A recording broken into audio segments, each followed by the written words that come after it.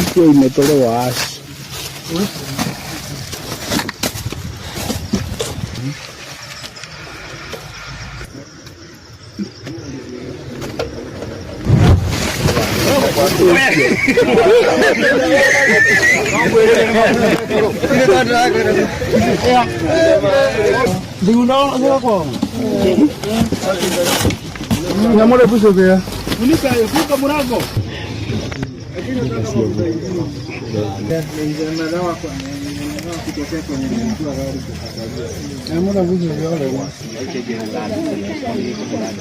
Ikawa tuliweza kushika hapo awali sigara ambazo zilikuwa 25,000 packets.